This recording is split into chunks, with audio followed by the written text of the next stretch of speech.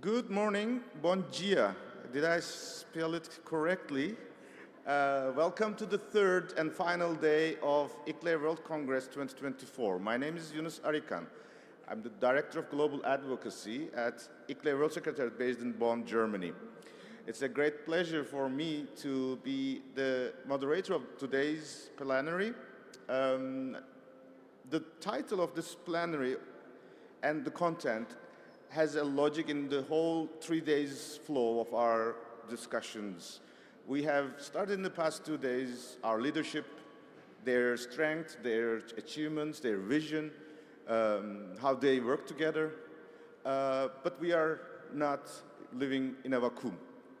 We are trying to achieve all these goals or trying to address all these challenges in the presence of multiple governance structures at the national level, regional level, and global level. And in fact, sometimes this is an additional asset for us, but sometimes it's a challenge as well, because we are talking about political mandates, resources, institutional, technical, and personal complementarities, but also differentiations. So that's why sometimes it's additional opportunity, but we're also aware sometimes we have to face these realities. So today's discussion from global to local to global is exactly trying to address this. ICLEI has inherited in its DNA the contribution to the global processes. The 1992 Earth Summit was in this country, Brazil, in Rio, where it was the birthplace of our efforts, showing that global sustainability can only be addressed if it is through sustainable urbanization and through multi-level action. That message 35 years ago or so is still valid today, and it's even more important today. And while this is our goal, how are we engaging in this is in the sense that we both want to influence the global decisions while they were negotiated, that we are trying to put our efforts, ideas, so that those who adopt these decisions could be inspired by our inputs. The second way around is that once a decision is adopted at the UN level, we immediately start implementation rapidly. And that is the strength of ICLEI's two-way relation. We will go into the details of it as well, but now today's session will be consisting of three parts. We will first start with a video message from Her Excellency Razan Al Mubarak. This is the climate conference high-level champion from Emirates. I will have another introduction on her, but this will be a 4 minutes video. Then we will have our leaders panel. We will have leaders from different parts of the world. We have Mayor Koro from Del Carmen. We will have Mayor Sefiani from Chefchaouen, Morocco. We will have Mayor Zunino from Montevideo, together with our partners under two coalition, Champa Patel. And this session will be moderated by my colleague, Emani Kumar. This third part of the dialogue will be a discussion on how we go in the global arenas with the evidence-based and science-based processes. And we're delighted to have two distinguished partners. First of all, IPCC Vice Chair Diana Orga-Forzats, as well as our host country from Brazil, Brazil Africa Institute President João Bosco Monte. So this will be a dialogue that I will try to moderate, and we will conclude with a final video from on behalf of the Azerbaijan presidency, who will be hosting the next COP in Baku, Madam Maimouna Sherif, who is the special advisor on their international advisory board. Before going to the video from Razan, let's give 1 more minute about how we really see this process. I mentioned about Earth Summit. Earth Summit was a revolution in the global governance. It was for the first time that local governments and a number of other institutions or stakeholders were recognized as major groups. The discussion was not just the goals on climate, nature, desertification, but how stakeholders can also intervene and act in this process. That's why ICLEI has a mission to facilitate and represent the voice of towns, cities, and regions in this space since this 1992 conferences. So we convene our leaders so that we interact with the United Nations and bring back the results, and internally also discuss how we will advance on these processes. I'm talking about 30 plus years. It was not always a straight line forward. There were dark moments, there were difficult moments. There were moments where United Nations was, no, this is not the one I was trying to think about.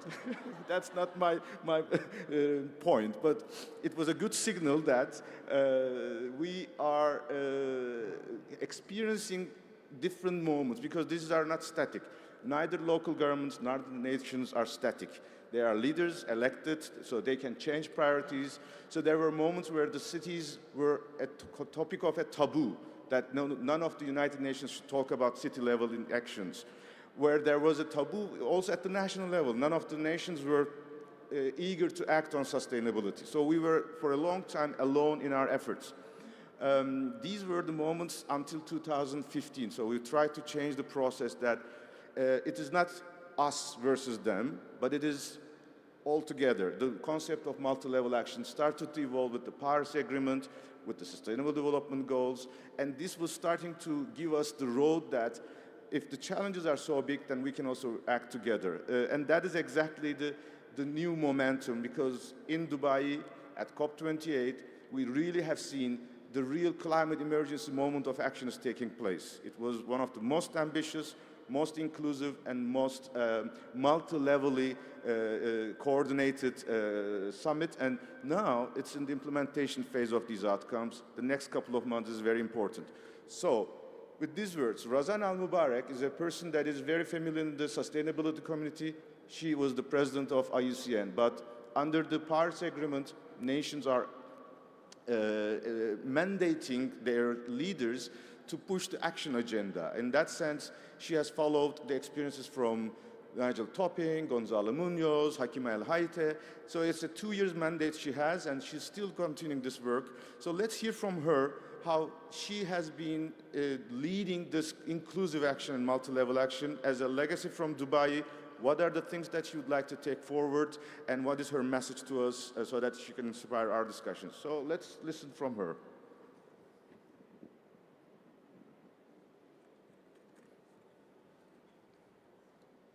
Excellencies, honorable mayors, esteemed colleagues, it is my great pleasure to address you today. We are at the midpoint of a significant year, which will see progress on the 3 interlinked Rio Conventions: climate, diversification, and biodiversity, all of which have sustainable development at their core. These conventions significantly overlap, especially in their emphasis on nature-based solutions. We recognize that a vast majority of known climate solutions fall within urban mandates. According to the UN Habitat, cities account for 70% of greenhouse gas emissions and consume 78% of the world's energy. Many countries rely on the implementations by cities, by states and regions to meet the objectives set in their nationally determined contributions under the Paris Agreement. This highlights the importance of strengthening alignment between national planning processes and those at the subnational levels. Thanks in many part to the many years of work undertaken by the local governments and municipal authorities constituency, and especially ICLEI as the designated focal point of this constituency and our hosts at the World Congress here in Sao Paulo, COP28 opened the doors wide open for a new era of climate action that places multi-level cooperation and action at the heart of our global response. And as the COP28 high-level champion, I am proud to acknowledge the Coalition for High Ambition Multi-Level Partnership for Climate Action, also known as CHAMP. CHAMP was launched at COP28 with the support of many of our partners in our campaigns Race to Resilience and Race to Zero. At COP28, we also embraced initiatives to integrate nature into urban planning, including nature-positive cities and urban nature program launched at the inaugural Local Climate Action Summit. To draw the direct link between nature, climate, and the urban agenda, I want to recognize the incredible local and subnational leadership we are seeing under the Race to Resilience and Race to Zero in delivering nature-based solutions, including here in Latin America. For example, the Green Areas Bank of Campinas, Brazil, works to increase tree planting through environmental compensation, covering the entire territory of the municipality. In Colombia, Cajija's environmental education project provides training to the community to address issues such as environmental participation, climate justice, and ecosystem governance. Nature-based solutions are a cornerstone. They showcase urban leaders' contributions to achieving NDC targets for both adaptation and mitigation. It is my great hope that this Congress will serve as the kickoff for a task force to deliver an urban nature positive call to action that will accelerate implementation, really leveraging the 3 Rio Conventions as central to achieving our shared vision of a net zero, nature positive world by 2030. I therefore urge each representative here today to actively collaborate through multi-level action. We call on you to align and report on your strategies through our 2030 climate solutions, working with partners to track progress across relevant sectors and ensuring that climate strategies are interconnected with biodiversity goals. Thank you all for your ongoing commitment to safeguard our planet for future generations. I think a big applause is deserved, both for her leadership, but also these very powerful messages. As ICLEI, as you mentioned, we have been supporting the high-level champions over these years, and especially since 2022, with our colleagues in the high-level champions team, my colleague Dania, who's not here with us, but it has been an instrumental factor for our success. I know from high-level champions team, there were colleagues who were here in the sessions, so any topics that we have been hearing from here today, they will also be happy to support you. And again, the personal and commitment and political support from Razan Al-Mubarak, Emirates leadership was particularly unique and model for all of us, and we are delighted for this collaboration. I now would like to invite our panelist and moderator of the next round of our session today. We will have a leaders dialogue, which will be moderated by my colleague Amani Kumar, Deputy Secretary General of ICLEI, as well as the Regional Executive Secretary for South Asia.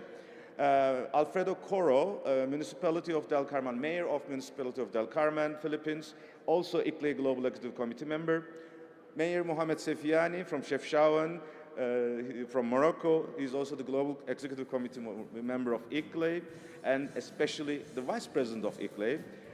Mayor Mauricio Zunino, Acting Mayor from Montevideo, Uruguay, and our dear friend, dear partner, Champa Patel, Executive Director of Governments and Policy of the Climate Group, serving as the Secretariat of Under 2 Coalition. Kumar, it's in your hands now.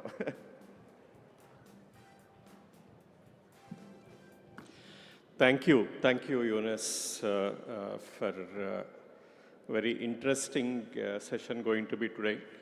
I know that we have had 2 days, last 2 days, our World Congress, and today is the final day. I know that people are just joining us. I think all of you are tired in last 2 days, but very interesting day today, because what you have heard about all our leaders, and just now what we heard from IUCN President and Champ colleague from Dubai. Multi-level action is very much required, and that's what has come out of the COP28.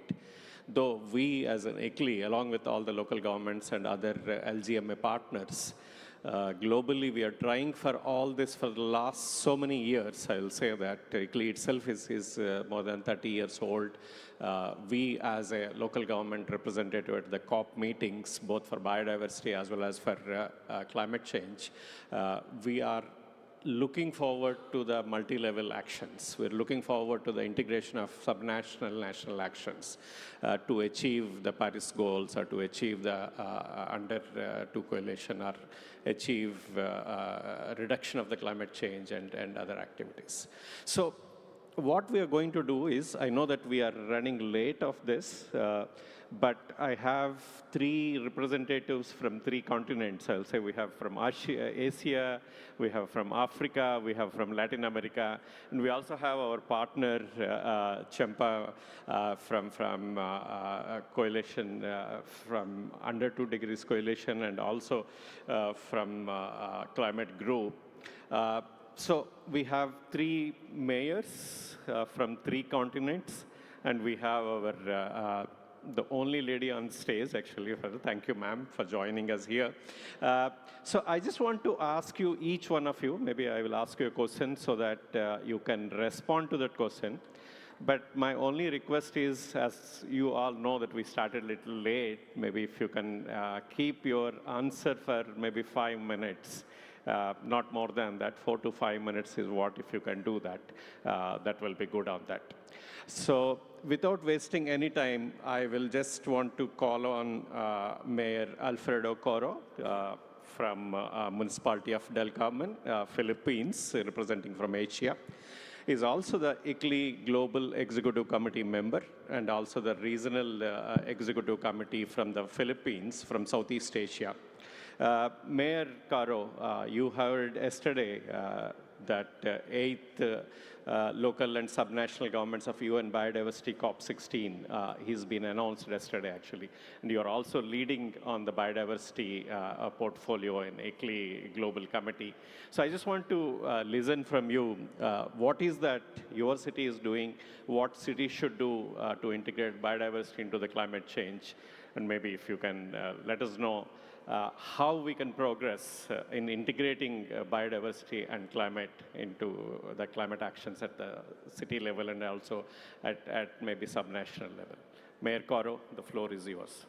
Thank you. Thank you so much for allowing me to be part of this platform and stage. I'd like to read a statement, if you don't mind. I prepared a little just to ensure that we could articulate well what we needed to really say on behalf of local governments. I come before all of you as a mayor or a leader of a town with high ambition of surviving and living a quality of life desired despite the current polycrisis. Thank you to ICLEI and Sao Paulo for giving us the space to raise the voices of the cities, towns, and regions to be heard of our critical role in the global sustainability process. As front lines to the constituency and biodiversity, it is incumbent upon local governments to be innovative in developing solutions, communicating the needed actions, and locating funds to support the initiatives. But we are all here together as a collective set of leaders, trying to find new ideas, new networks, new technologies, and new funding to address pressing issues and slow onset crises that are bound to happen. We are now looking beyond in-country borders for inspiration as we acknowledge that our local problems are now globally significant. That actions we might do in our corner of the world may impact climate conditions, storm intensification, food security, ignite human conflict, etc. Simply put, local action, global impact. So our ask is, let's continue to put cities, towns, and regions in discussions of ideas and actions as what we have been doing this week here in the World Congress in Sao Paulo. We need to scale collective impact, which can only be done by collective actions of local governments. There are political ramifications of our ask, but that is why we ask support from our partners for this call to action. Join us in increasing voices of local governments in hope of new governance and bureaucracy scenarios, allowing unique needs of local governments to be supported with appropriate expertise, technology, including indigenous knowledge, processes, and funding. In closing, I come from an island in the Pacific called Siargao Islands, with 4 to 6 typhoons per year. My country, the Philippines, is now ranked number 1, unfortunately, in natural disaster impacts in the world, for the 3rd year, I think, in a row. We continue to find better ways to improve quality of life despite these facts. I will go back home with a sense of hope for from this week's World Congress. But I cannot just bring hope. I need to bring back actionable and tangible opportunities. Let us all recognize the urgency of our needs and the needs of local government. Salamat Karajaw. Thank you very much.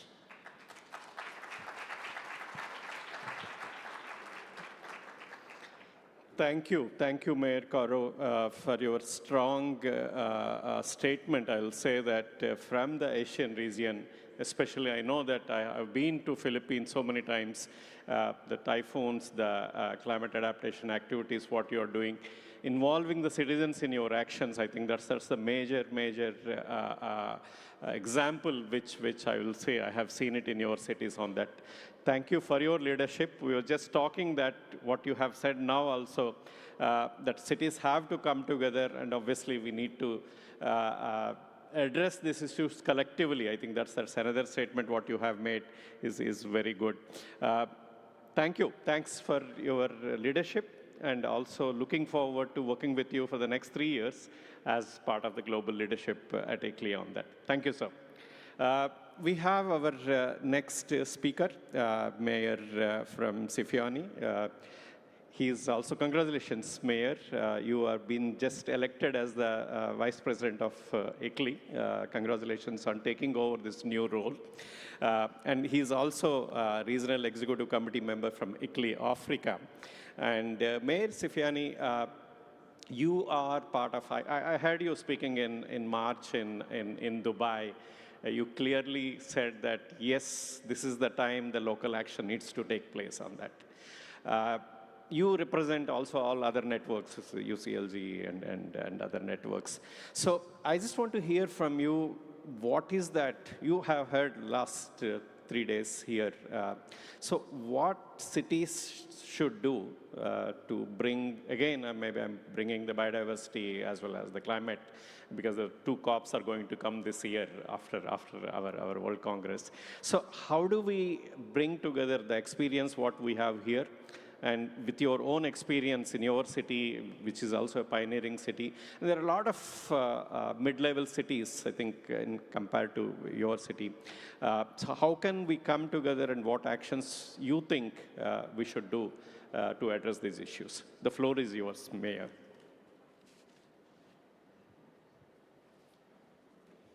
Buen dia. Good morning. Thank you very much, my dear friends, the colleagues.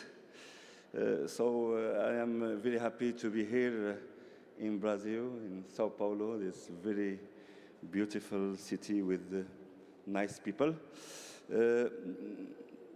I think that I believe that the role of cities is very important to implement the climate agenda. And now I think is the time, is the momentum for implementation. Because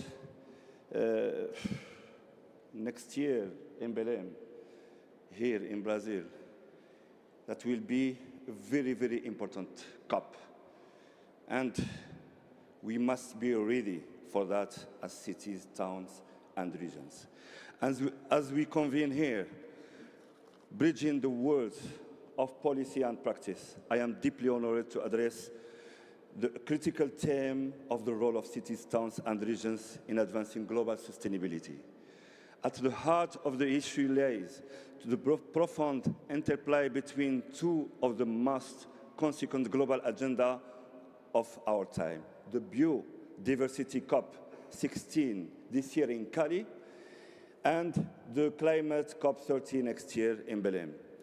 These frameworks not only shape international policy, but also profoundly impact the daily realities of communities worldwide. As leaders of cities and regions, we stand at the forefront of translating these global imperatives into actionable local strategy on the ground. We, as local and subnational governments, play a crucial role in achieving a fair and resilient shift towards net zero emissions, while also advancing the SDGs and tackling the planetary challenges of climate change, pollution, and biodiversity loss. The decision made at COP16 and COP30 will reverberate through our cities and regions. We hope they will determine the course of our collective effort to safeguard biodiversity, mitigate climate change, and build resilient communities.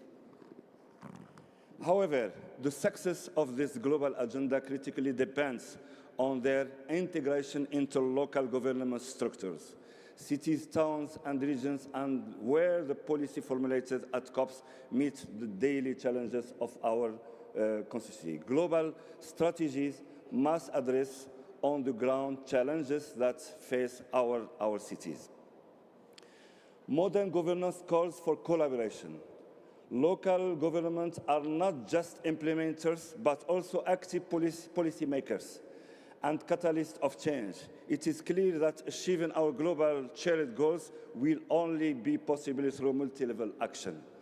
But what does this mean? It means we need a coordinated, systematic, and harmonized approach at all levels of governance. Multi-level climate action is essential to be able to implement the climate agenda. Marrakesh Partnership, launched at COP22 in Morocco. Surge initiative, launched last COP27 at Sharm el-Sheikh. And most recently, CHAMP initiative, launched at COP29 in Dubai during the local climate summit. All these global initiatives that ICLEI and LGMA was very active to do that with UN systems and with other partners. All this initiative, we now want to accelerate the implementation, especially CHAMP initiative, because we are in the beginning. Morocco, for example, was one of the first countries who joined the CHAMP initiative. And we are very happy in Morocco for that. And many countries have doing the same things.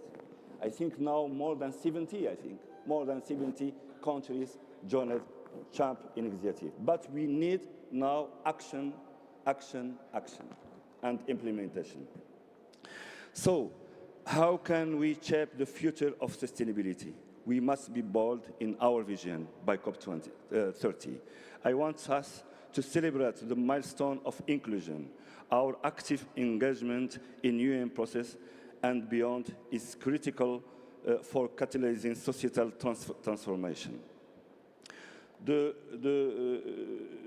Yes, this will ensure that our local communities, the citizens, in this coming months ahead at COP16 and next year COP30, I would therefore like to urge all parties to, first, accelerate action through inclusive, multi-level, gender-responsive, and cooperative action to enable rapid transition that is designated with local and subnational government. Two, this means including and formalizing the local and subnational voices in the UN agenda, and also means recognizing local and subnational governments as key partners and implementers of policy and programs. And network, as our network, ICLEI, other networks, UCLG, GCOM, C40, we can do together with synergy more and more in the next future.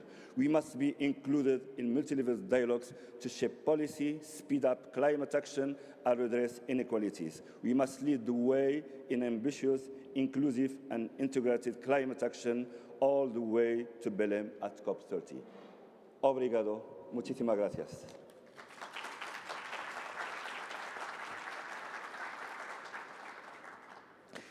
Thank you, Mayor. Maybe I can only add one more action and one more implementation that you have already said that very strongly. On-ground action is needed, and the time is running out on that. Thank you for your leadership, Mayor, and then thanks for your support. And I'm happy that Morocco was one of the first signatories to the CHAMP, that what you have said.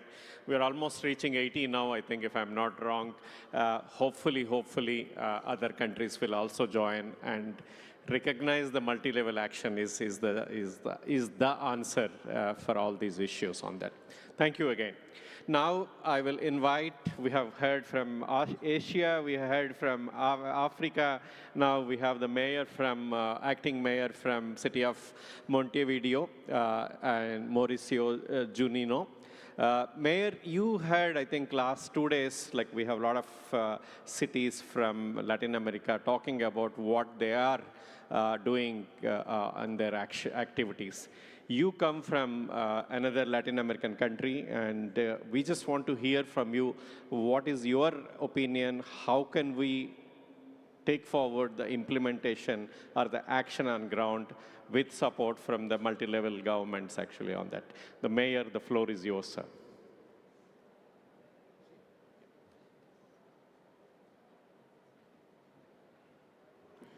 Bueno, vamos a usar el estrado, ya que adelantó. Buen día para todas y para todos. En nombre de la ciudad de Montevideo, es un enorme orgullo, un enorme placer poder estar en esta instancia, en este panel, intercambiando experiencias con distintos lugares del mundo, ¿no? Con lugares que geográficamente estamos muy distantes, pero que... ¿traducción? Bien. Decía que con lugares geográficamente tan distantes, pero que sin embargo las problemáticas que nos atañen y nuestras preocupaciones gubernamentales tienen que ver con temas comunes. Así que, y un poco en representación de lo que hace a Montevideo, queríamos comentarles qué es lo que hemos enmarcado en este periodo y cómo venimos desarrollando la tarea en términos de cómo adaptamos y cómo pensamos la lógica del cambio climático y cómo generamos medidas para efectivamente trabajarlo. Nosotros en este periodo hemos enmarcado en un programa global que hemos llamado Montevideo Más Verde, que efectivamente trata o pone los aspectos ambientales en el centro de nuestra gestión. Y esto lo hacemos en el sentido de mitigar consecuencias, pero también adaptarnos a los nuevos periodos y a las nuevas cosas que se nos vienen. Ese formato de Montevideo Más Verde... bien, esperamos. I'm hearing in channel 17, like if I know. Yeah, channel 17, English translation, please. Sorry, because some of the people are not here. 17, ¿pronto? 17, yeah. 17. Go ahead. Bien, perfecto. Siempre alguna cosita nos falla en esta. La tecnología ayuda, pero a veces decía, poner en el marco los centros ambientales. Y el objetivo ambiental tiene que ver con transformaciones de lo que hace a mejorar las condiciones de vida. Llevamos adelante dentro de ese programa un modelo de transformación de lo que tiene que ver con el sistema de evacuación de residuos urbanos, que implique procesar y avanzar en términos de clasificación, en términos de compostaje, en términos de evitar los modelos tradicionales que todavía en muchas ciudades mantenemos en términos de generación de residuos. Pero también implica mejorar las condiciones de nuestros cursos de agua. Nosotros sufrimos el año pasado una cuestión inesperada para lo que era Uruguay y Montevideo, que era una sequía terrible que nos dejó sin agua potable. Que las regiones, y para los que son básicamente del sur de Brasil, Argentina, Uruguay, eso parece impensado, sin embargo ocurrió. Y sin embargo ocurrió y es parte de lo que tenemos que ver cómo lo mejoramos. Mejorar todos nuestros cursos de agua, mejorar la calidad de nuestros cursos de agua, implica también llevar adelante una consideración en ese sentido. La transformación también de lo que tiene que ver con nuestro sistema de transporte público. Entendemos que el modelo para unas ciudades de mediano porte o de gran porte es insostenible si nosotros nos basamos únicamente en un modelo de transporte privado. Pero es insostenible no solo por un tema de vialidad, es insostenible por un tema de calidad de aire, es insostenible por cómo nos movemos. Por eso tenemos que apuntar a un desarrollo fuerte del transporte público que mejore esas condiciones, pero además que haga un transporte público más amigable. Estamos en un proceso de transformación acelerada del sistema de combustión, de basarnos en la combustión diésel tradicional a un sistema de transporte eléctrico que esperamos que en los próximos años en Montevideo pase a ser la enorme mayoría de nuestro transporte. También incentivando el sistema de transporte activo, mejorando las redes de ciclovías para una ciudad que no tiene grandes elevaciones y que es ideal para el desarrollo de, por ejemplo, de transporte en bicicleta. Eso también es parte de lo que nosotros queremos y un poco apuntar. Quiero señalar algunas cosas que decíamos también en alguna instancia, por ejemplo, el día de ayer, en un panel conjunto de Mercociudades también con ICLEI. Tiene que ver que las consecuencias climáticas no las pagan todos por igual. Y por lo tanto, hay que tener un fuerte compromiso social en el desarrollo de cómo trabajamos con las poblaciones más afectadas. Las poblaciones más empobrecidas, las de menores ingresos, son los que sufren mayoritariamente los procesos de nuestros desastres climáticos y muchas veces no las generan. Y por lo tanto, tenemos que tener esa consideración desde el punto de vista social, donde además, lamentablemente, los sesgos de pobreza en nuestros países tienen básicamente mujeres, niñas, niños y adolescentes en el medio.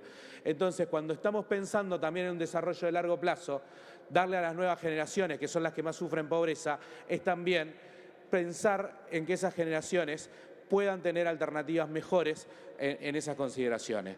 Por eso también un plan de mejora en todo lo que tiene que ver con las condiciones de vivienda y acceso a espacios dignos para poder vivir y para poder llevar adelante un desarrollo necesario para adaptar a estas modalidades.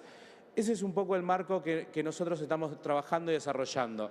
Avanzamos mucho, nos queda muchísimo todavía por trabajar.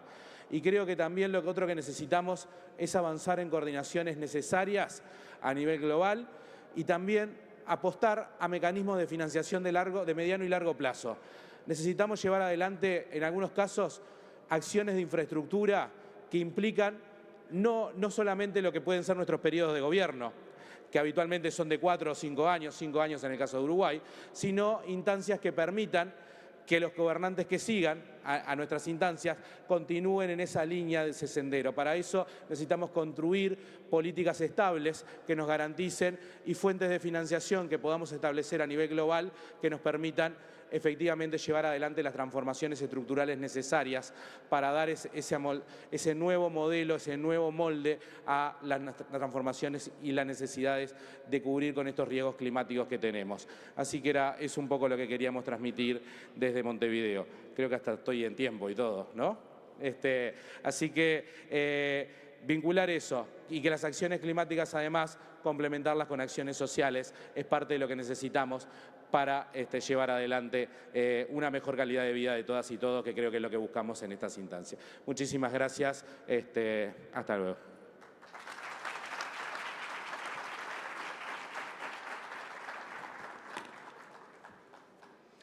Thank you, Mayor. Very important points. All the actions, what the cities are doing on ground.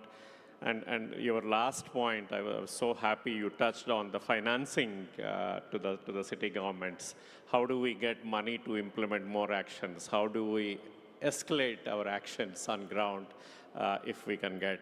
I was coming from Asia, from Dhaka last month actually.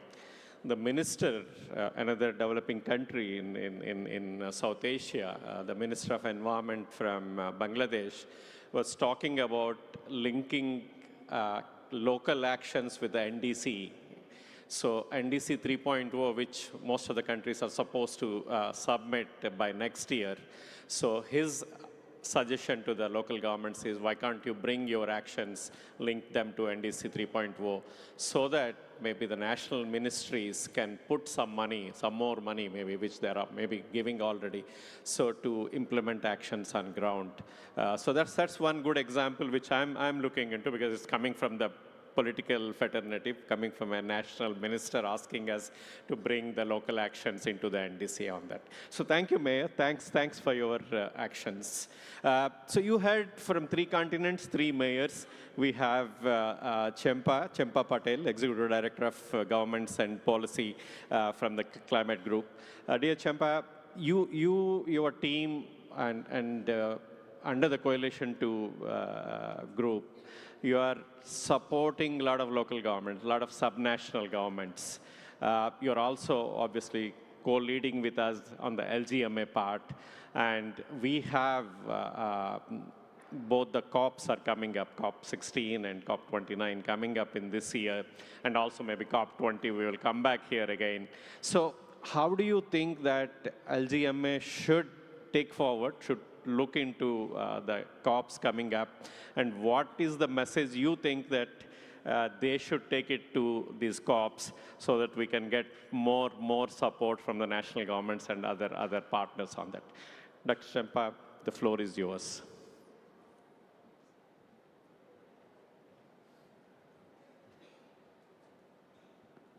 Morning, everyone. I hope you can hear me. Thank you to our speakers for sharing what you're doing at the city level.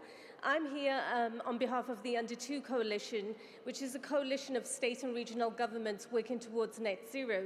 These are governments such as California, Minas Gerais in Brazil, through to North Rhine-Westphalia in Germany, Punjab in India, Cheongnam in South Korea, working very closely with our city partners to ensure that we're driving local implementation. And you've heard already from the mayors, and this is supported by the evidence. UNDP estimates that 80% of climate action happens at the local level. Our importance is clear. You don't need any of us to reinforce that. We're amongst friends here. And as Yunus and others have talked about, we heard from the high-level champion Razan Al-Mubarak, so much progress was made last year to create a political space for cities, states, and regions. But we have to maintain that momentum. We need to capitalize on that political interest, because that's not guaranteed. If we don't keep up the pressure, then we're at risk of losing the space that we have created for ourselves. Now, what have we managed to see? For the first time ever at COP28, local governments were part of the formal COP agenda through the Local Climate Action Summit. Through that, we were able to showcase what mayors, governors, and premiers are doing. Through our partners with ICLEI and working with C40 and others, we made sure that the CHAMP initiative became something real. But it's a commitment. These governments have made a commitment. We need to keep the pressure up to ensure that we move from a commitment to multi-level action to ensuring that it actually happens. And it was really great to hear from our colleague from Morocco to make sure that we are translating this national government endorsement of CHAMP into something really meaningful that can enable multi-level action. And then with our colleagues at LGMA, we've been very fortunate under Yunus's leadership to ensure the local governments were in the COP28 text through several sections saying how important it is the national governments work with local governments to put in place ambitious but realistic NDCs focused on what the actual needs are of the communities that they serve and to unlock financing that's needed. So there's still so much more to be done. So as we look forward to COP29, and often we're talking about, the road to Belém as if Baku isn't happening in the middle. The Finance COP is a very important COP. So whether we're talking about the reform of multilateral financial institutions, local governments have no voice in these institutions. How do we ensure that any reform incentivizes multi-level action so that they're designed or redesigned in a way that incentivizes nation states to work more closely with their local governments? This is true of financing instruments. The most implementation happens at the local level, but a fraction of international climate financing flows to state, regions, and cities. It's not good enough. How do we design new financial instruments that can unlock investment in key systems transitions that we need to see? And then finally, how do we make sure that this financing is available in a way, particularly for colleagues in developing economies, that is in the form of grants, not loans? How do we ensure that we're not putting a debt burden on governments that are already struggling? So I think there's so much to think through in terms of what we, as a community of local governments, do for COP29, that we need to really think through. But we can only do that if we continue to work together. You know, one thing I would say about last year is we were able to push through because we spoke with one voice. We were able to have an impact in the COP formal agenda because we came together. That's not easy. Everybody has their own agendas, their own policy priorities, but we found the synergies that unite us. And it's so critical, the states and cities, multi-level action is between us as well. How do we make sure that cities and states are working more closely together, because then we're too powerful a force for nation states to just ignore us. So there's a lot of work to be done. I'm confident with the work that was done last year with our colleagues at ICLEI and LGMA, we have set a solid foundation in place, but we mustn't be complacent. There's still a lot to fight for, but I'm confident working together we can do it. So I'll leave it there. Thank you.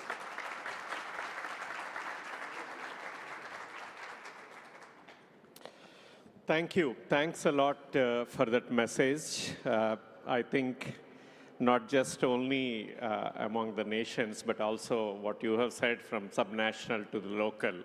And along with our own nations, I think each city, if they don't work along with the nation, I don't think we can achieve what we are supposed to achieve. And the financing, I think that's another point what most of you, I think, Mayor also talked about, all the mayors talked about. Unless until if we get money on to add more actions or escalate more actions, we can't address these climate issues. I'm so happy that we started 30 minutes before and we ended in 30 minutes. Thanks to all of you, all the speakers. You are within your times, and within the 30 minutes, we are closing this session. I just want to thank all our panelists. Maybe a round of applause to all of them. Thank you, mayors. Thanks a lot. Maybe then we can go down on that. Thank you. Thanks a lot. Yunus, I just want to give the floor to you back.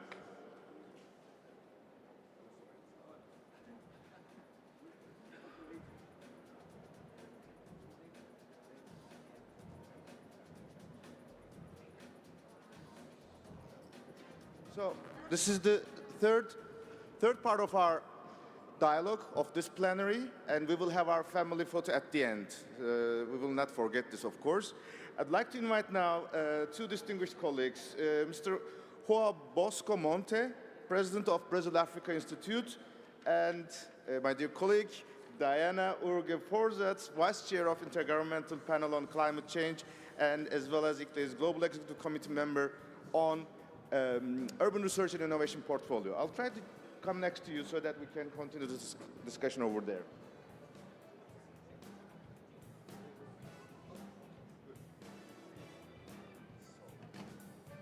It's not so easy to continue stand up and run the discussion.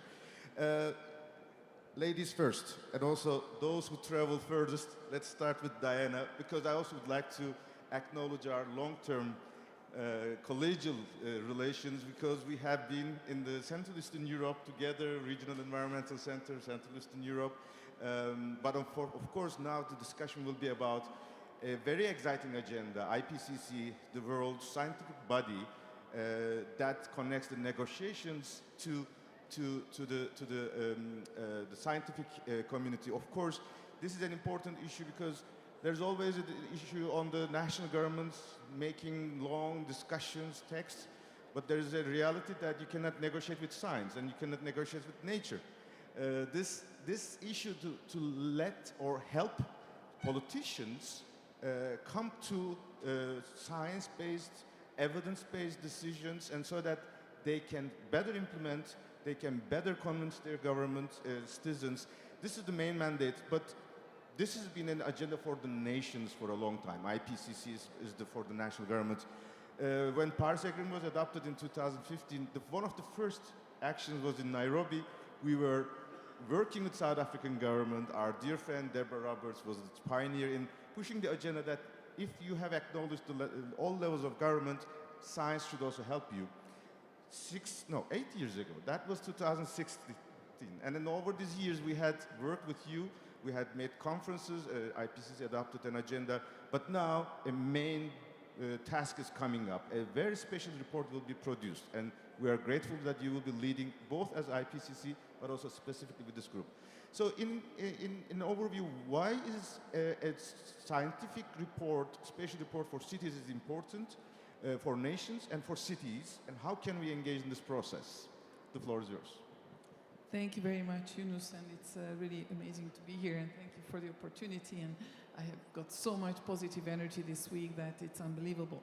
So everyone knows what the IPCC is, but perhaps not everybody knows completely what actually we do. So the Intergovernmental Panel on Climate Change was established in 1988 because there is so much controversial information on climate change, right?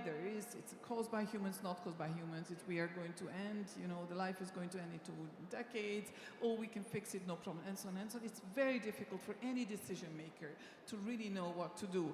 Is it really an emergency? Should I stop everything else and do tomorrow everything, and so on? So the purpose of the IPCC is to assess the science, what the science says. Where are we confident, where it is that we still need more knowledge on, and where do we need to act immediately. So what we do is we mainly produce so-called assessment reports. So every about 6 to 7 years, these big doorstoppers, which we refer to, nobody ever reads them cover to cover. Nevertheless, it is like the Bible or the Quran or whatever. It's really a reference source which makes always a very big impact. For example, the first assessment report led actually to the formation of the UNFCCC. The second assessment report fed into or catalyzed the Kyoto Protocol, and I could go on. We also shared the Nobel Peace Prize with former Vice President Al Gore.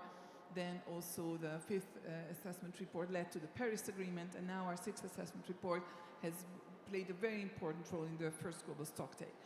Now, beyond just assessment reports, we also do some so-called special reports on topics of high-level importance. It's not so many. We only produced in the whole history of IPCC only 14 special reports.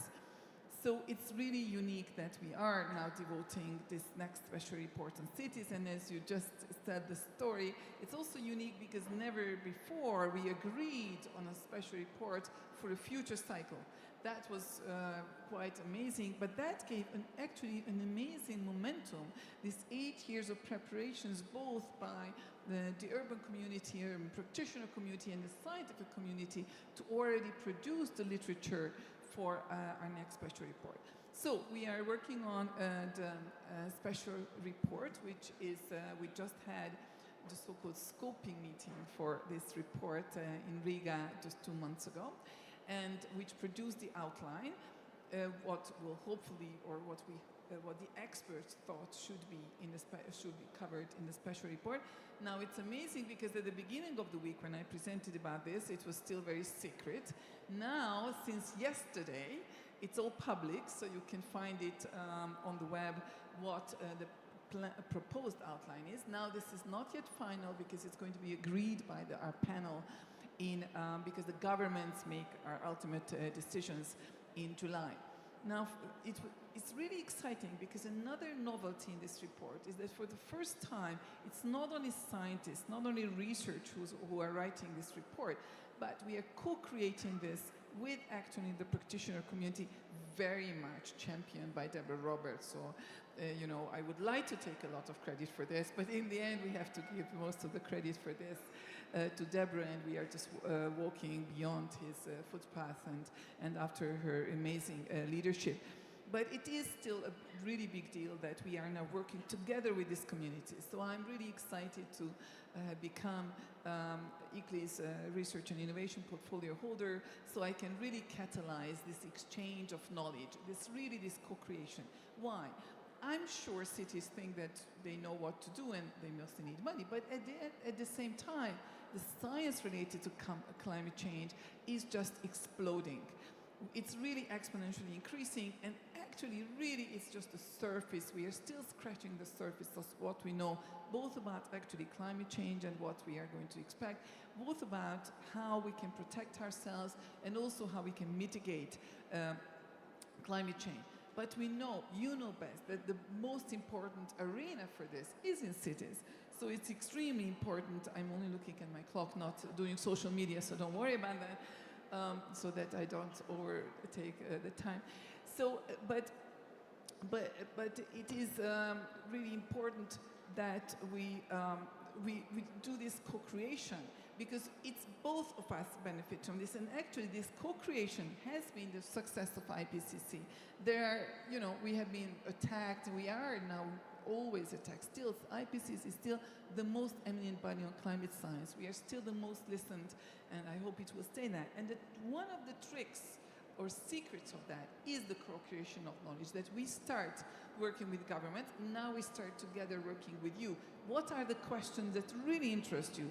What is that really matters for you? What is important for you? Also, you have a lot of opportunity to review our work, and then in the end, you help us approve the report. In the end, the approval is more the national government, but the practitioner community will have tremendous opportunity to fit into the report by reviewing it. So that means this is shared, this co-owned, so you will be able to act on it, and you will be able to benefit from the latest science. Trust me, there is a lot of new knowledge on things even that you thought were perfect and that were the most important. I'm not sure. The latest science may say, well, actually, that may not be as helpful as we thought before. Maybe actually you should go these directions. So I really very much look forward to more discussion and more co-creation in the next 2 years. So please do help us produce that science together with the scientific community and the practitioners. I know very well that what goes on the ground, what you are championing, what you are mastering, your best practices, very little of that actually makes it into the scientific literature that we work on. But we really need that, because we often perceive the challenges much greater and much more difficult than and you actually often implement what we consider impossible. So we really need you tremendous. We need this cooperation, and I hope that we will be very successful. And if you're more interested, if I manage to raise your interest, you can also come to our session at 11. We are going to discuss more in detail about how the practitioner community can contribute, how you can participate, how we can do this together, and then how we can benefit from this together. Thank you, Diana. I think that's a really great message to all of us. It's a big applause. Having scientists like you opening the doors, and we squeezing through our own expertise and making the data available at the local level, being recognized by scientists, and making this information to the policy. I think this is the main challenge in the next couple of years. And as you said, we have a new agenda in Belém. There will be national plans. With the help of the scientific evidence, I think we will be able to convince national governments that they should include us on the board, and the report that will come will also be paving the way for us for future. But science is meaningful as long as it is shared, and as long as it is also rich in terms of the expertise that is on the ground. We have a very distinguished partner in Brazil Africa Institute, who have been as a non-profit organization conducting numerous efforts to bring science, policy, and citizens, in particular South-South and triangular cooperation. How is your experience in terms of bringing data and science to policymakers and disseminating to the communities? Mr. Monte, the floor is yours, and we'd like to hear your experience now. Good. Thank you very much. Good morning. Bom dia. I don't know if I should speak in Portuguese. I'm as a Brazilian, or speak in English? Portuguese. Okay.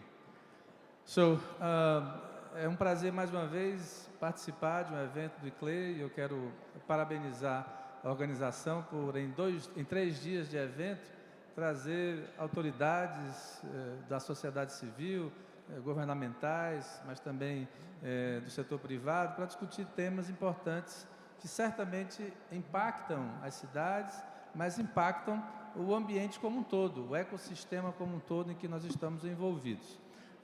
Eu sou professor, no momento eu dedico parte do meu tempo à gestão do Instituto Brasil-África, que eu fundei há 12 anos, mas o que a Dayana falou, Yunus, sobre o que você acabou de perguntar, sobre o papel da ciência, é muito importante.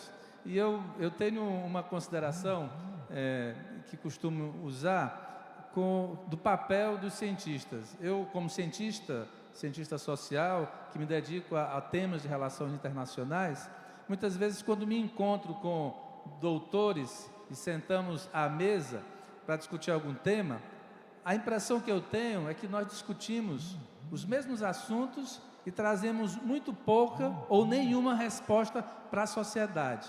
A ciência só tem um valor, que é trazer para as pessoas respostas que vão mudar as suas vidas. Se o cientista não trouxer resposta para mudar a vida das pessoas, a ciência, por si só, tem pouco significado. E eu dou um valor muito grande para a ciência, mas ela tem que ser eficaz. E muitas vezes, quando 3 ou 4 cientistas, doutores se encontram, parece que o ego é a maior vontade, é o maior resultado. O ego nos leva para cima, mas nos derruba também muito rapidamente. Então aqui é só uma provocação, Diana, para que a gente use a ciência, use a resposta que a ciência vai oferecer para o bem da sociedade. E a sociedade mais urgente, ou o espaço mais urgente, são os municípios, são as cidades. Nós muitas vezes resolvemos questões muito amplas nas grandes capitais, em Washington, em Brasília, em Paris, em Londres, mas o impacto, ele acontece nos municípios mais distantes, nas localidades muitas vezes escondidas e invisíveis. O Brasil tem mais de 5.000 municípios que nós não conhecemos, e é nesses municípios onde as coisas acontecem. Quando eu fundei o Instituto Brasil-África, há 12 anos, como mencionei, a ideia era trazer boas experiências brasileiras para serem compartilhadas com experiências africanas. Com o passar do tempo, essas experiências elas saíram dessas duas geografias, Brasil e África, e elas se ampliaram para outras latitudes. Na semana passada eu estive nas Bahamas, numa reunião do Afreximbank, que é um banco multilateral africano que realizou a sua reunião anual, não na África, mas numa cidade do Caribe, e levou para aquela reunião, para aquele ambiente, autoridades de diversos lugares do mundo, inclusive da América Latina e de outras regiões. Mas o mote que nós discutimos ali é como financiar, como trazer respostas tendo o financiamento como cerne. E eu fiquei muito contente em ouvir o prefeito de Montevidéu falar sobre isso, falar sobre financiamento. E se nós não tivermos financiamento, a gente vai ter pouca capacidade de transformar as nossas ideias em ações práticas. E as ações, elas precisam ser o fim dos nossos esforços. Um evento como esse, de 3 dias, com pessoas tão importantes, que trazem respostas, vai ter um documento, precisa se materializar em ações práticas. E as ações práticas precisam de financiamento. E eu queria chamar a atenção, e uso aqui uma prática que nós temos no Instituto Brasil-África, na nossa capacidade de animador e de cupido, de juntar de um lado brasileiros, africanos, mas também de outras regiões, é de incentivar de forma inequívoca e imperativa o papel do setor privado. Se nós pensarmos que os recursos emanarão apenas e exclusivamente do poder público, dos estados nacionais, dos estados subnacionais ou dos municípios, nós teremos a convicção de que os recursos que são finitos não chegarão à ponta, que são as pessoas. Portanto, trazer a cumplicidade do setor privado, Yunus, é fundamental, porque o setor privado se engaja e outra vez, é cúmplice e apresenta as respostas para onde eles estão envolvidos. E eu queria também chamar a atenção, junto com o papel do setor privado, que é o empoderamento que nós precisamos dar a uma franja da sociedade que cada vez se apresenta como mais importante, que é a juventude. Eu queria ver nessa sala mais jovens, porque de fato nós, e eu me incluo nesse grupo, não somos o futuro mais. O futuro está na juventude, então é importante que a gente traga, e aqui é uma provocação para as próximas reuniões do ICLEI, é que mais jovens estejam envolvidos. Tem um seminário, tem uma multidão de jovens, inclusive jovens prefeitos, jovens decisores, que têm nas suas mãos a capacidade de influenciar a si mesmos, mas também influenciar outros. Nós iniciamos em 2017, no Instituto, um programa chamado Programa de Capacitação Técnica para Jovens Africanos. E a primeira iniciativa que a gente teve, eu estava na reunião em Abidjan, com o presidente do Banco Africano de Desenvolvimento, e ele trouxe uma ideia de capacitar jovens cientistas. E eu disse, a ideia é muito boa, mas eu queria subverter esta lógica. Vamos dar capacitação para jovens que não têm capacidade de ser capacitado, que eles têm dificuldade de serem capacitados por si só. E essa ideia foi recebida e implementada, e nós, desde 2017, tivemos 3 anos consecutivos, e a pandemia nos fez interromper, e retomamos depois, e até agora nós trouxemos quase 4.000 jovens africanos para o Brasil. Jovens que têm pouca capacidade de se autogerir e trazer para si respostas com capital de conhecimento. Esses jovens vêm para o Brasil, recebem conhecimento e voltam para as suas cidades e ali implementam os seus conhecimentos, mudam as suas vidas, mas principalmente mudam a vida da localidade, da comunidade onde estão envolvidos. Dou um exemplo bem simples para concluir.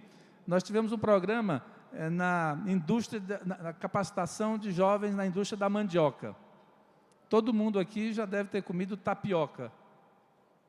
Sim ou não? Ok. Sim, yes. Diana, what's the color of tapioca? The color? White. Ok. A tapioca é branca. Transparent? Well, I don't think you have the same tapioca I have every day. Well, a Nigéria é o maior produtor de mandioca do mundo. O Brasil é um grande produtor de mandioca também. E nós tivemos um programa na Bahia, em Cruz das Almas, e nós tínhamos jovens de 30 países, onde a mandioca é uma das culturas importantes, mas com pouco valor agregado. E nós tivemos uma experiência lá, e um facilitador da Embrapa, nosso parceiro, perguntou qual é a cor da tapioca, e todo mundo disse de forma eloquente, branca. E ele disse, se eu fizer uma tapioca colorida, as pessoas pensaram, é impossível, porque o amido, a tapioca é branca. E ele rapidamente pegou uma bacia, onde estava, espero que o tradutor consiga traduzir isso que eu estou falando bem, pegou uma bacia onde tinha a goma, ou o amido branco, colocou um pouco de suco de uva, e o branco virou vermelho, ele fez a tapioca branca vermelha, a mesma coisa fez com o suco de abacaxi, e o branco virou amarelo, e tinham jovens, vários jovens, e eu consegui ver aqueles balões de informação na cabeça de um jovem, e perguntei, o que é que você está pensando? Ele disse, Prof, do you know what? I sell 3 white tapiocas for 50 cents. If I have 3 color one, I can make 75. I'll be rich. Isso é a resposta. E é isso, depois eu fiquei sabendo, encontrei com essa pessoa, eu acho que era de Camerun, e ele tinha empregado 10 pessoas. Não foi por conta desse conhecimento, desse detalhe, mas isso ajudou a abrir a cabeça. A cabeça abre e você volta para casa e dá mais emprego, e o município muda a sua realidade. É isso que a gente precisa fazer. O município é a base, é a gênese, mas nós precisamos, em encontros como esse, eu quero aqui incentivar vocês e continuar me auto-incentivando, me auto-encorajar para nós pensarmos em respostas absolutas, verdadeiras e reais para o dia a dia dos municípios. Obrigado.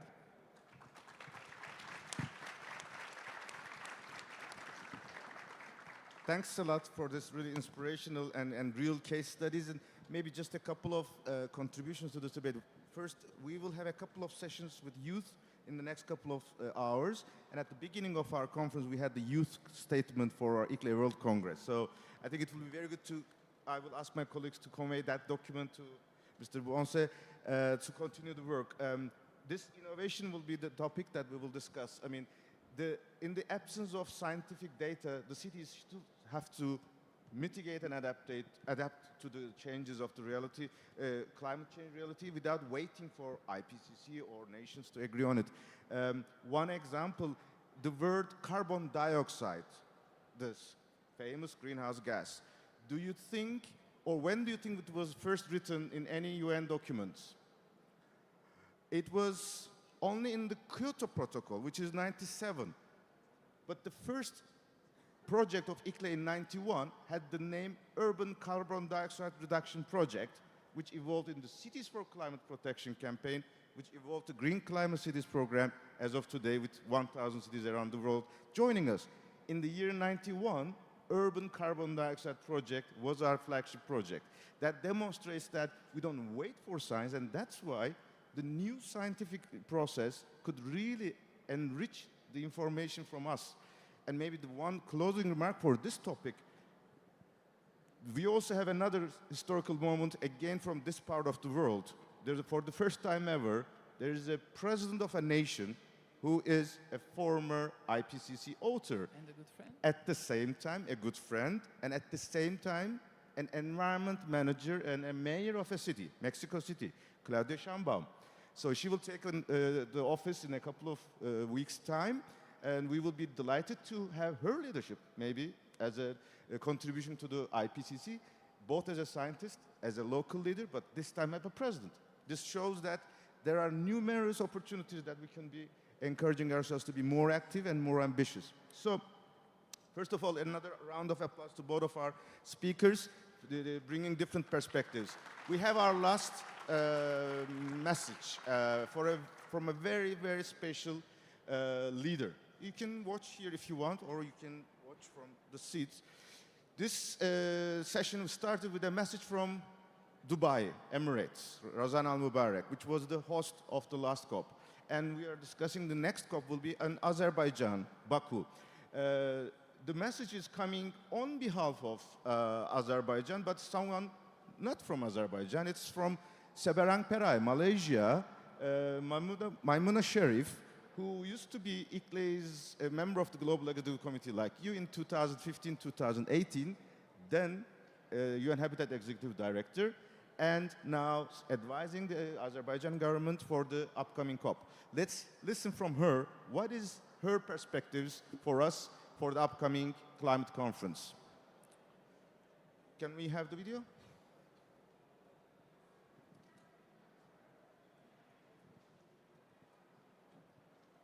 I would like to thank the organizers for the invitation to deliver a short message to the ICLEI World Congress in my capacity as advisor to the ICLEI Global Executive Committee. When we speak about climate resilience, we know that the challenges are only getting bigger. I recall the 2017 floods in Penang when I was a mayor. We had a year's rainfall in 6 hours. I recently saw the same amount of rain falling in Nairobi, a city that I call home for the last 6 years.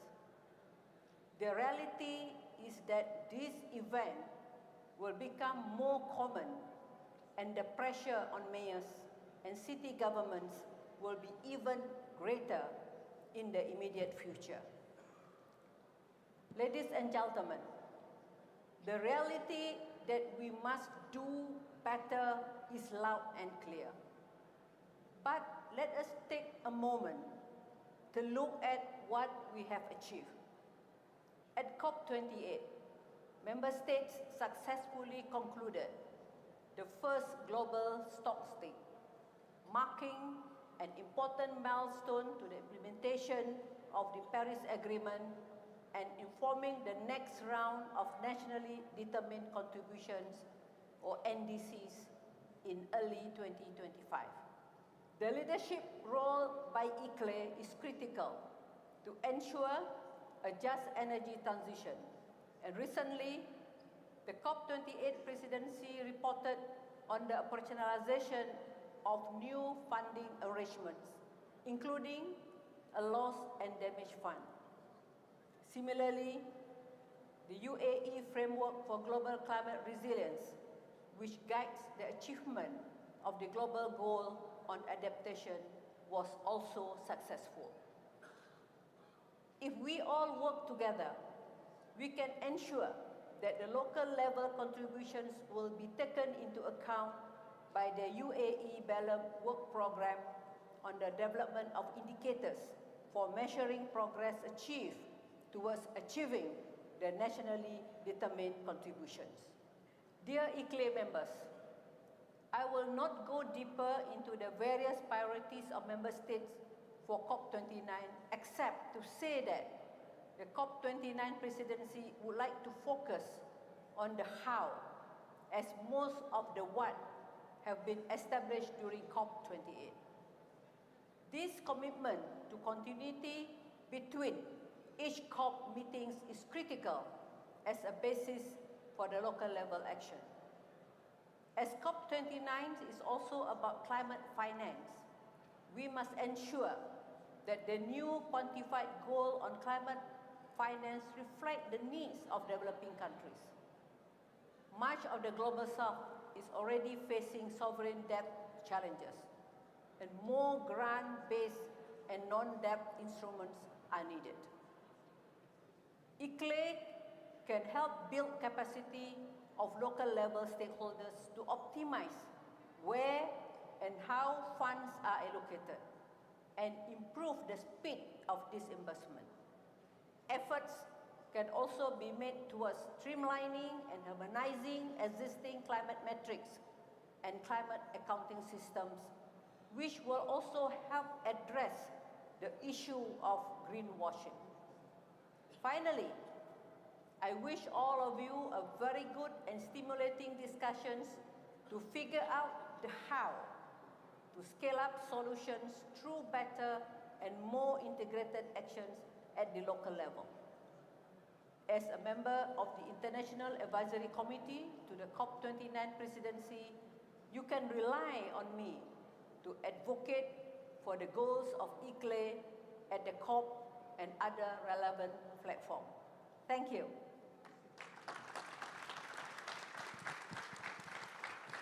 A great thanks to Madam Maimuna Sherif and a great leader from ICLEI community.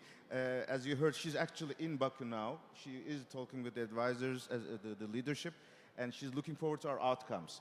I'd like to call to an end for this session in the sense that this was again the demonstration that the world after 1992 is once again trying to how to integrate climate, nature, and desertification discussions. And ICLEI's World Congress is once again taking a step forward to help nations to make this implementation immediately on the ground. I believe in the next couple of hours there will be continuity of such discussions. Some more announcements are coming in the evening at the closing plenary. I encourage you all to join.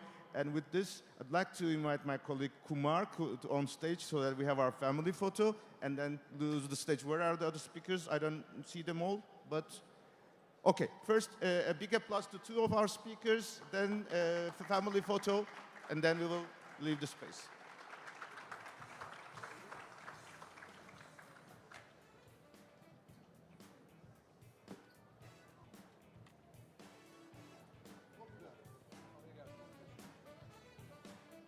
And just one quick reminder, we have sessions running for the rest of the day.